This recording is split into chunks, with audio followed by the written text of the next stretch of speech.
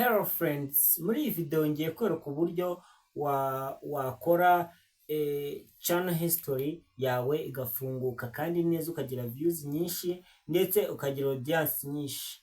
Nkatwe baba baraduhakinze ariko mu buryo bwo duhakinga so ibintu bimeze neza byasubiye ku murongo, twavuye gucekingisha yuko nta mundi muntu yongeye gusubiramo.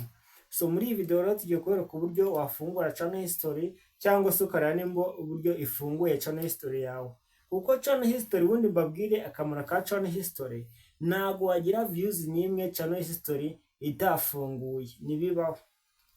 Bari abantu ujya ubona bafite miliyoni na za triyari na za biliyoni kuri YouTube cyangwa arizo za views, rwa bafite channel history yabo nini yarakuze cyane, afite audience nini cyane.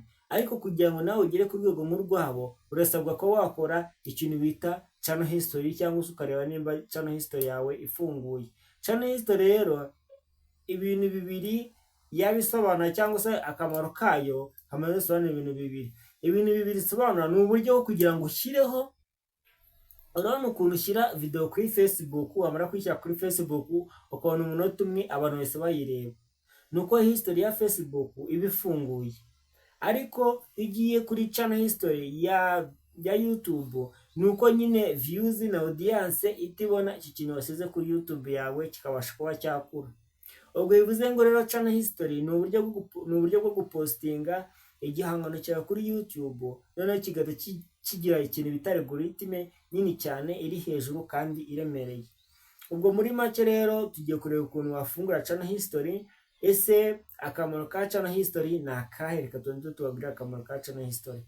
Akamaro ka channel history ni uburyo kugira ngo ubone views nyinshi, havemo amasaha ndetse na subscribers, niko kamaro ka channel history. Channel history rero nako kamaro kayo, reka tugiye kureba uburyo ukora channel history.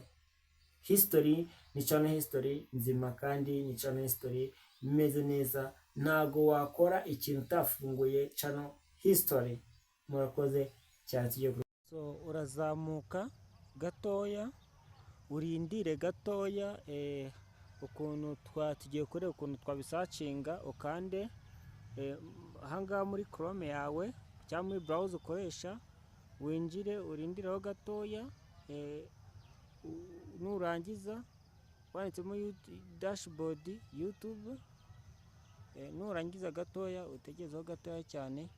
Urabona ko hepfo winjira cyane bita settings, hepfo muri setting winjiremo, numara kwinjiramo so urazamuka gatoya, urindire gatoya ukuntu tugiye kureba ukuntu twabisacinga, urindire gatoya gere ujya hano handitse bita channel. Ahanditse channel niho wazakureba, urindire gatoya utambika ibumoso gatoya, ibumoso ukande ahanditse feature. Numara gukanda feature urabona ko ibintu byose bifunguye.